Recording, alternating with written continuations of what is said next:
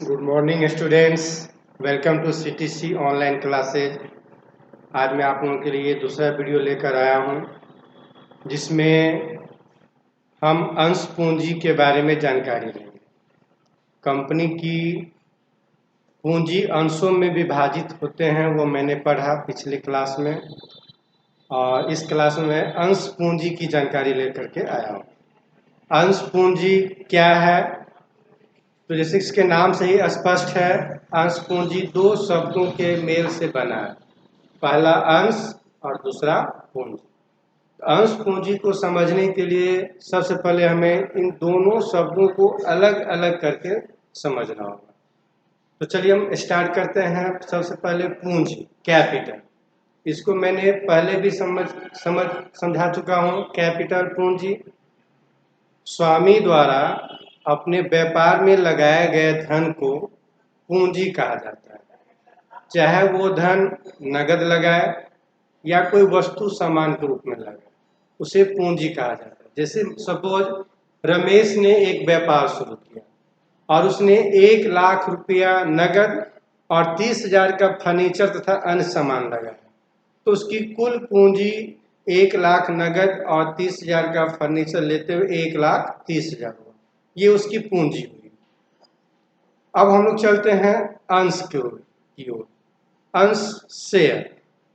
तो अंश पूंजी का एक भाग होता है, एक टुकड़ा होता है, एक हिस्सा होता है। जैसे मान के चलिए रमेश ने 1,30,000 पूंजी लगाया।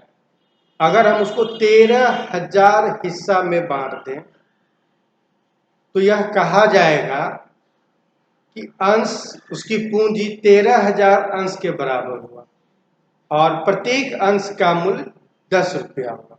तब तो 13,000 गुने 10 आपका 1,30,000 पूरेगा। तो इस तरह से ये अंश हुआ। तो ये अंश और पूंजी दोनों मिलकर अंश पूंजी बना। अब इस हम अंश पूंजी को समझ रहे हैं क्योंकि कंपनी एक कृत्रिम व्यक्ति होती है और इसका कानून के में एक अलग अस्तित्व होता है। तो रमेश और रमेश का व्यापार, रमेश का व्यापार बिजनेस एक अलग व्यक्ति हो गया कानून के दृष्टिकोण से, और रमेश एक अलग व्यक्ति हो गया। तो चूंकि कंपनी एक कृत्रिम व्यक्ति होता है, वो खुद अपना पूंजी नहीं निर्माण कर सकता है, खुद पूंजी वो नहीं लगा सकता है। तो कंपनी में अन्य व्यक्ति, भिन्न भिन्न व्यक्ति अपना पूंजी विनियोग करता है, पूंजी लगाता है।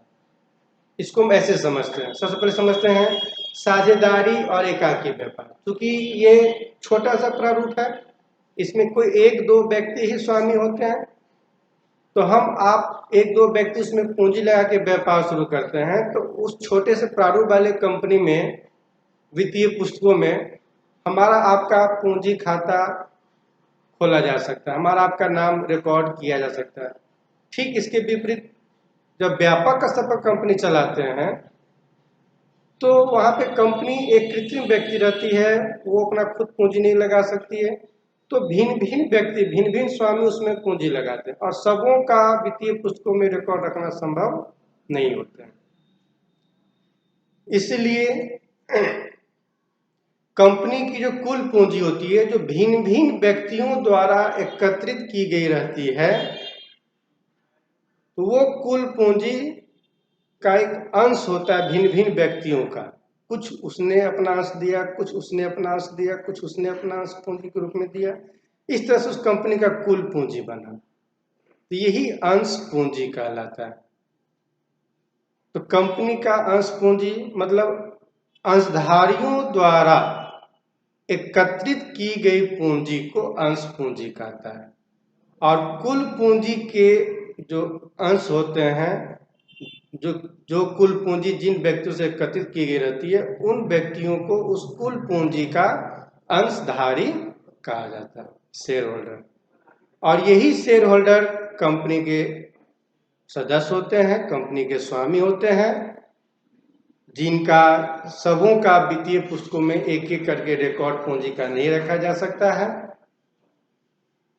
तो ये सारे सदस्य लोग एक सदस्य का चयनित करते हैं, संचालक मंडल का चुनाव करते हैं, जिनके हाथों में कंपनी का बागडोर दे दिया जाता है और कंपनी संचालित होती है। तो ये कंपनी के अंश पूंजी हो गए। अब हम लोग चलते हैं अंश पूंजी के प्रकार। तो अंश पूंजी के कुछ प्रकार भी होते हैं। सबसे पहला ऑथोराइज्ड कैपिटल, अधिकृत पूंजी। अधिकृत पूंजी वह पूंजी होती है जिससे कंपनी का पंजीयन होता है, कंपनी अस्तित्व में आता है, उससे उसका रजिस्ट्रेशन होता है। कंपनी अपने होल लाइफ में उससे ज्यादा पूंजी एकत्रित नहीं कर सकती है। जैसे सपोज कंपनी का पंजीयन 13,000 अंश का प्रति अंश 10 रुपये से हुआ, तो कंपनी का कुल पूंजी 1,30,000 हुआ। यही कुल पूंजी ऑथोराइज्ड कैपिटल, पंजीकृत पूंजी कहलाता है। अब हम लोग दूसरा प्रकार समझते हैं निर्गमित पूंजी। अब कंपनी को पैसे की जब जरूरत पड़ती है, इन्हीं कुल पूंजी में से कुछ अंश जनता में आमंत्रित करते हैं, निर्गमित करते हैं। सपोज दैट कंपनी को 1 लाख की जरूरत है। कंपनी की कुल पूंजी 1,30,000 है, नहीं, कंपनी को फिलहाल 1 लाख की ही जरूरत है। तो कंपनी कितना अंश निर्गमित करेंगे? 10,000। चूंकि प्रत्येक अंश का कीमत है 10 रुपया, तो 10,000 गुने 10 1 लाख हुआ। तो ये निर्गमित पूंजी हुआ। उसके बाद हम लोग चलते हैं सब्सक्राइब कैपिटल, अभिदत्त पूंजी। अंशधारी जितने अंश का आवेदन देते हैं वो अभिदत्त पूंजी हुआ, सब्सक्राइब कैपिटल। सपोज अंशधारी ने 8,000 अंश खरीदने का आवेदन दिया, 8,000 गुने 10 80,000 अभिदत्त पूंजी हुआ, सब्सक्राइब कैपिटल। अब हम लोग चलते हैं कॉल्ड अप कैपिटल। अब उस सब्सक्राइब कैपिटल का वह हिस्सा जो कंपनी उस अंशधारी से मांगता है, कंपनी सारे पैसे एक ही बार में नहीं मांग लेते हैं, किस्त बाय किस्त मांगते हैं, तो वो मांगी गई पूंजी कॉल्ड अप कैपिटल कहलाता है। सपोज दैट 8,000 में कंपनी ने 10 रुपये वाला शेयर है, 8,000 का 8 रुपये के हिसाब से मांगा, 2 रुपया नहीं मांगा। तो 8,000 गुने 8 8 64, 64,000 ये कॉल्ड अप कैपिटल हुआ। कंपनी ने 1 लाख रुपया नहीं मांगा, कंपनी ने 64,000 रुपये मांगा। कंपनी को फिलहाल 64,000 की जरूरत है, ये कॉल्ड अप कैपिटल हुआ। अब आइए पेड अप कैपिटल, अगला प्रकार, चुकता पूंजी। मांगी गई पूंजी में से वह पूंजी जो कंपनी को प्राप्त हो चुका रहता है। कंपनी ने मांगी थी 80,000, और कंपनी को पूरे 80,000 प्राप्त हो गया, तो वो called up paid up capital कहलाएगा। सपोज कोई अंशधारी ने 2 रुपया नहीं पेमेंट किया, तो 8,000 के हिसाब से 8 रुपये के हिसाब 8,000 शेयर का 8 रुपये के हिसाब से 88 64,000 मांगा था, लेकिन 2 रुपया नहीं दिया, 6 रुपये प्रति अंश दिया। तो 8,000 गुने 6 8 6 48,000, 48,000 उसका पेड अप कैपिटल हुआ, चुकता पूंजी। और एक होता है अयाचित पूंजी। कंपनी ने वो पूंजी मांगा ही नहीं, जैसे 1,30,000, 1 लाख ही मांगा, 30,000 नहीं मांगा, तो जो नहीं मांगा वो अयाचित पूंजी हुआ।